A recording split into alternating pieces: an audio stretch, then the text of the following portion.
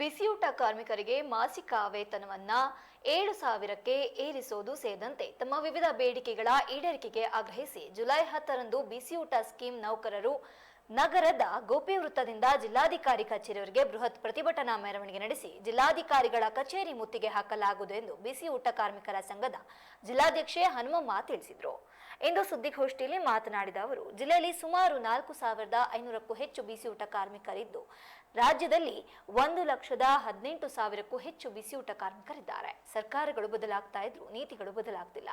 2008ರಿಂದ ಕೇಂದ್ರ ಸರ್ಕಾರ ಈ ಬಡ ಮಹಿಳೆಯರ ವೇತನ ಹೆಚ್ಚಳ ಮಾಡದೆ ಶೋಷಣೆ ಮಾಡ್ತಾ ಇದೆ. ಕರ್ನಾಟಕದಲ್ಲಿ ಕಾಂಗ್ರೆಸ್ ಪಕ್ಷ ಚುನಾವಣಾ ಸಂದರ್ಭದಲ್ಲಿ ಕೊಟ್ಟ ಆಶ್ವಾಸನೆಯಂತೆ ಬಿಸಿಯೂಟ ಕಾರ್ಮಿಕರಿಗೆ ಮಾಸಿಕ 7,000 ರೂಪಾಯಿ ವೇತನ ಹೆಚ್ಚಳ ಮಾಡಬೇಕು.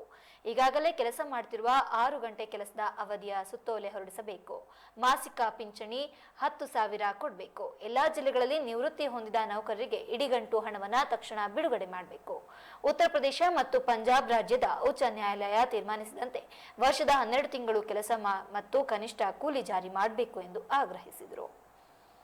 ಇವತ್ತು ರಾಷ್ಟ್ರಾದ್ಯಂತ ಒಂದು ಬೇಡಿಕೆ ದಿನವನ್ನಾಗಿ ಜುಲೈ 10ನೇ ತಾರೀಕು ಮಾಡಬೇಕು ಅಂತೇಳಿ ಕೇಂದ್ರ CITU ಸಂಘಟನೆ ಕರೆಯನ್ನು ಕೊಟ್ಟಿದೆ.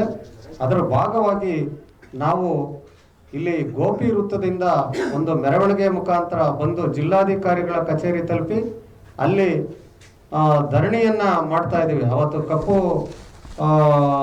ದಿನವನ್ನಾಗಿ ಆಚರಣೆ ಮಾಡ್ತಾ ಈ ಒಂದು ಬೇಡಿಕೆಯನ್ನು ಈಡೇರಿಸಬೇಕು. ಸರ್ಕಾರ ಇಲ್ಲಿವರೆಗೂ ಬಂದಿರತಕ್ಕಂಥ ಸರ್ಕಾರಗಳು ಎಲ್ಲವೂ ಕೂಡ ಕಾರ್ಮಿಕ ವಿರೋಧಿಯಾದಂಥ ನಿಲುವುಗಳನ್ನು ತಾಳ್ತಾ ಇದ್ದಾವೆ. ಸರ್ಕಾರಗಳು ಬದಲಾಗ್ತಾ ಇದ್ದಾವೆ ವಿನ ಆದರೆ ಅವರ ನೀತಿಗಳು ಬದಲಾಗ್ತಾ ಇಲ್ಲ.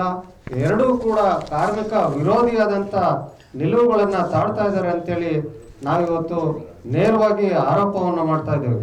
ಹಾಗೆಯೇ ಏನು ಚುನಾವಣಾ ಸಂದರ್ಭದಲ್ಲಿ ಕಾಂಗ್ರೆಸ್ ಸರ್ಕಾರ ನಾವು ಅಧಿಕಾರಕ್ಕೆ ಬಂದರೆ ಅಂಗನವಾಡಿ ಮತ್ತು ಬಿಸಿಯೂಟ ನೌಕರರಿಗೆ ವೇತನವನ್ನು ಹೆಚ್ಚಳ ಮಾಡ್ತೀವಿ, ಅಂಗನವಾಡಿ ಕಾರ್ಯಕರ್ತರಿಗೆ 15,000ವನ್ನು ಘೋಷಣೆ ಮಾಡ್ತೀವಿ, ಹಾಗೆಯೇ ಬಿಸಿಯೂಟ ನೌಕರರಿಗೆ 7,000ವನ್ನು ಸಂಬಳವನ್ನು ಕೊಡ್ತೀವಿ ಅಂತ ಇದ್ರು.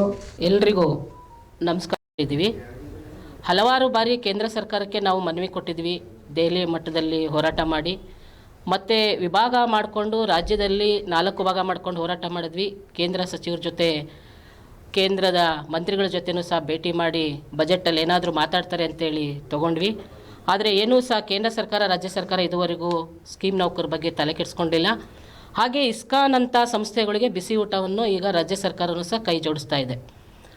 ಕೆಲವು ಜಿಲ್ಲೆಯಲ್ಲಿ ಆಲ್ರೆಡಿ ಜಾರಿ ಮಾಡಿದ್ದಾರೆ. ಹೋರಾಟ ಮಾಡಿ ಹಿಂಪಡ್ಕೊಂಡಿದ್ದೀವಿ. ಮತ್ತು ಶ್ರೀರಂಗಪಟ್ಟಣ ಇರ್ಬೋದು, ಮೈಸೂರು, ಮಂಡ್ಯ, ರಾಯದುರ್ಗ, ಲಿಂಗಸೂಗೂರು ಎಲ್ಲ ಆ ಕಡೆ ಆಗಿದೆ. ಹಾಗೆ ಶಿವಮೊಗ್ಗಕ್ಕೂ ಬರಲ್ಲ ಅನ್ನೋದೇ ನಮಗೆ ಮಾತಿಲ್ಲ. ಈ ಎರಡೂ ಯೋಜನೆನ ಕೇಂದ್ರ ಸರ್ಕಾರ, ರಾಜ್ಯ ಸರ್ಕಾರ ಹಿಂಪಡಿಬೇಕು. ಯಾವುದೇ ಕಾರಣಕ್ಕೂ ಖಾಸಗಿ ಆಗಬಾರ್ದು. ಶಿಕ್ಷಣ ಇಲಾಖೆ ಅಡಿಯಲ್ಲೇ ಬಿಸಿಯೂಟ ನೌಕರಿಗೆ ಕೆಲಸವನ್ನು ಮಾಡುವಂಥ ಕೆಲಸ ಆಗಬೇಕು. ಹಾಗೆ ರಾಜ್ಯ ಸರ್ಕಾರ ಅವರ ಚುನಾವಣೆ ಬಂದಂಥ ಸಂದರ್ಭದಲ್ಲಿ ಅವರ ಇದರ ಕರಪತ್ರದಲ್ಲಿ ಬಿಸಿಯೂಟ ನೌಕರರಿಗೆ ಮತ್ತು ಅಂಗನವಾಡಿ ನೌಕರರಿಗೆ 7,000 ರೂಪಾಯಿ ವೇತನ ನಿಗದಿ ಮಾಡ್ತೀವಿ ಅಂತ ಹೇಳಿದರು. ಅದನ್ನು ಮಾತಿಗೆ ತಪ್ಪಿದೆ ರಾಜ್ಯ ಸರ್ಕಾರ.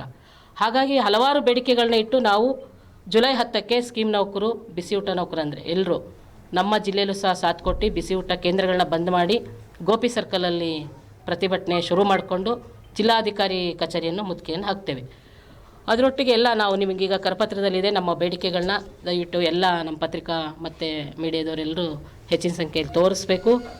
ಏಕೆಂದರೆ 26ನೇ ವರ್ಷಕ್ಕೆ ಕಾಲಿಟ್ಟರು ನಮಗೆ 4,700 ರೂಪಾಯಿಲಿ ಇವತ್ತು ಜೀವನ ಮಾಡ್ತಾಯಿದ್ವಿ.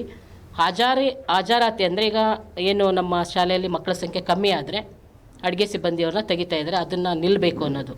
25 ಮಕ್ಕಳಿದ್ರೆ ಒಬ್ಬರು ಅಡುಗೆಯವ್ರು ಇರ್ತೇವೆ. 26ರಿಂದ 100ಕ್ಕೆ 2 ಜನ ಇರ್ತೀವಿ ನೋಡಿ. ಒಂದು ಮಗು ಕಡಿಮೆ ಆದರೂ ಸಹ ಒಬ್ಬರು ಅಡುಗೆಯವ್ರನ್ನ ಮನೆ ಕಳಿಸೋಂಥದ್ದು ರಾಜ್ಯ ಸರ್ಕಾರ ಮಾಡ್ತಾಯಿದೆ. ಹಾಗಾಗಿ ಇವನ್ನೆಲ್ಲ ಇಟ್ಟು ಜುಲೈ 10ಕ್ಕೆ ಸ್ಕೀಮ್ ನೌಕರು ಹೋರಾಟಕ್ಕೆ ಮುಂದಾಗಿದೆ.